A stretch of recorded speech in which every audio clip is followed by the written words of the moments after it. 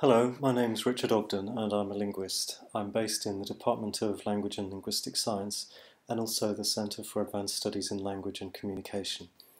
And what I want to do today is to explore how conversation and community are connected to each other.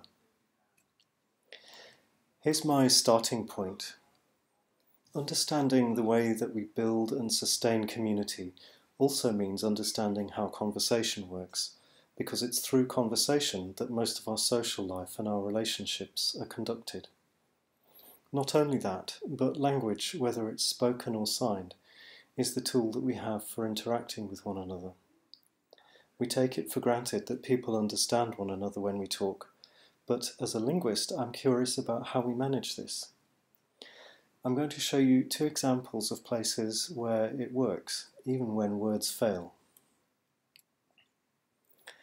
In this call, Beth is telling her friend Amanda about how she broke up with her partner of 9 years. He's called Gabe. Here she's telling how she caught Gabe cheating on her. And I called that Gabe back and he said, "Oh, I was talking to that guy from New York." Yes, I was. Yes, I was. Okay, I wasn't. You want to know? I said, yeah. You want to know? I said, yeah. That's why I've been. This girl. Girl. I said, that's it. I said, that's it. Goodbye. What I want to do is to look in a bit more precise detail about how this telling goes. It's, as you can see from the transcript, it's really far from the sort of prose that we're used to reading or writing. But this doesn't seem to pose any problems to the people in this conversation. And although Amanda says very little, I imagine, like me, that you have quite a clear idea of what sort of stance she's taking towards what Beth is saying. How does this come to be? In the highlighted section here, Beth reports Gabe's confession. Notice the strategically placed throat clearing at a point where a verb should be. He goes, okay, I wasn't. You want to know? I said, yeah. That's why I've been. She's halfway through what she's saying when she pauses and she produces that in-breath in line 18 that you just heard. So she's relying on Amanda being able to draw her own conclusions about what it is that she's saying. Then there's a bit more silence at line 19, and after this silence, Amanda comes in with "oh," and then at the same time, Beth finishes the sentence that she's just started. Girl. Amanda's "oh" here displays her realization of what it is that Beth's telling her, even though it's not yet complete. By doing this now, at just this point in the unfolding of the telling, Beth shows Amanda that she understands what Amanda's telling her, but hasn't really said. Sorry, it's the other way around. Amanda shows Beth that she understands what Amanda's telling her. Understanding each other and making it clear that we understand one another is a basic building block of conversation.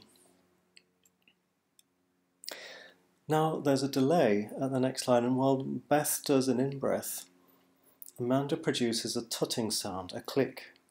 There are things Amanda could have said here that would have been supportive. Something like, "Oh, poor you," or "what a rat."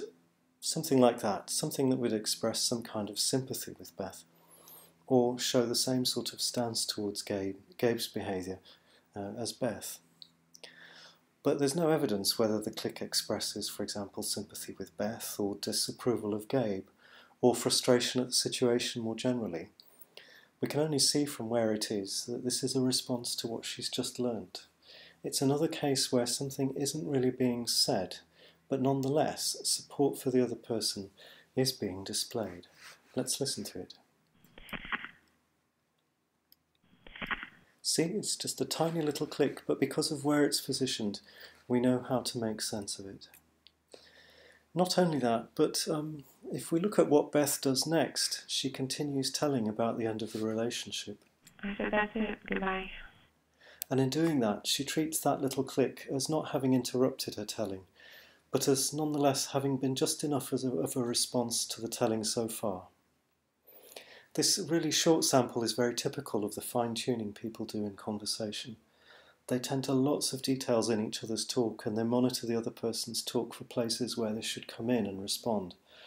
By coming in, even minimally, at the right time, it's possible to display something we might gloss as sympathy, something that displays not just an understanding of what the other says, but something that takes an affiliative stance, joining in with the other in a way that mirrors what the other stance is. Of course, it could be a bit risky because you might not have understood exactly what the other person feels.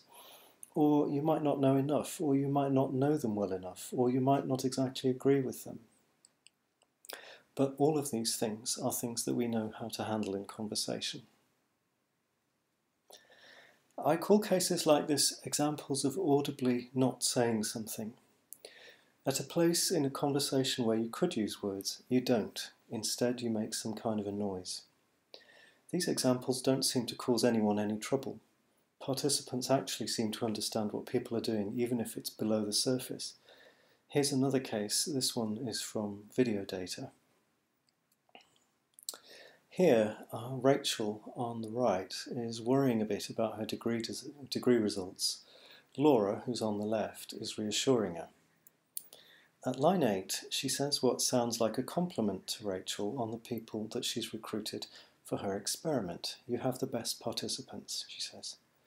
Then she makes 2 clicks, she flashes her eyebrows and she smiles, and these are gestures that Rachel does back to her. To scrape a pass. I think you'll do quite well because you've put the effort into your research. And you have the best participants. Great. Yeah. It's not replying. Clicks like these are often used to do collusion. You and I understand something that we won't speak about. In this case, probably that Laura is one of Rachel's participants.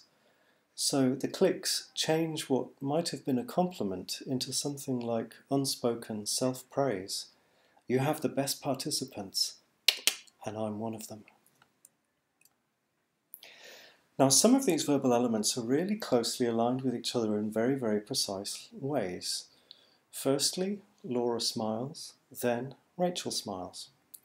Laura flashes her eyebrows and clicks, then Rachel does the same, just once though. Laura does 2 clicks and that sets up a rhythm, and Rachel uses this rhythm to time what she does next. So we get click, click, gap, click, like that. 2 clicks from Laura, a silent one where no one does anything, and then Rachel's click comes on beat with the previous 2. And the eyebrow flashes and the clicks happen together, so it's an audible and a visible package as well.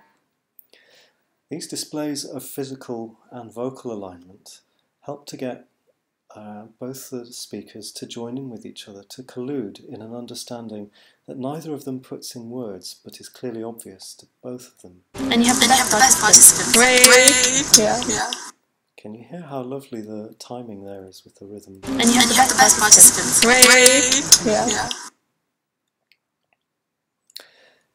So, if we want to understand how community is created, built up, lived in, sustained, then I would argue conversation is at the heart of it.